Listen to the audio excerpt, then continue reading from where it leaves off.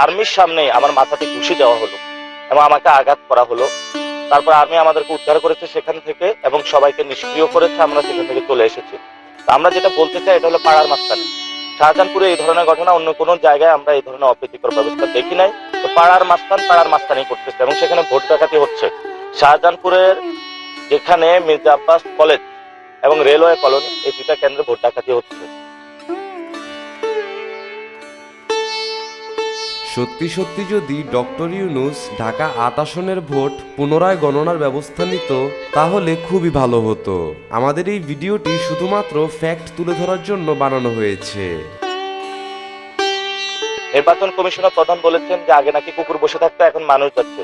তো সেখানে তো আমরা দেখলাম গিয়ে হলো এই দুইটা কেন্দ্র হলো অনেক সন্ত্রাসীকে তারা প্রশ্রয় দিচ্ছে। এই জন্য ভোটারদের নিরাপত্তা নিয়েও আমরা শঙ্কিত আছি। অনেকে আমাকে জানিয়েছে যে এইসব গুন্ডা পান্ডাদের মধ্যে কিভাবে ভোট দেব।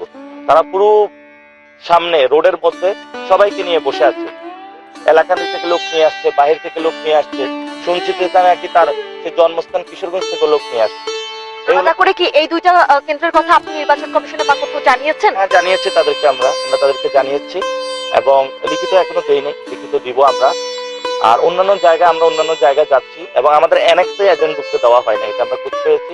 আর এখানে আলহামদুলিল্লাহ আমি এজেন্ট পেয়েছি, ভোট সুষ্ঠুভাবে হচ্ছে। প্রিজাইডিং অফিসাররা ওকে, আইন শৃঙ্খলা বাহিনী যারা আছেন তারা ওকে। দেখলাম তরুণ ভোটারের সংখ্যা। হ্যাঁ, তরুণ ভোটার বেশি ইউনিভার্সিটি যারা আছে। আমি তো ইউনিভার্সিটিতে পড়াশোনা করছি।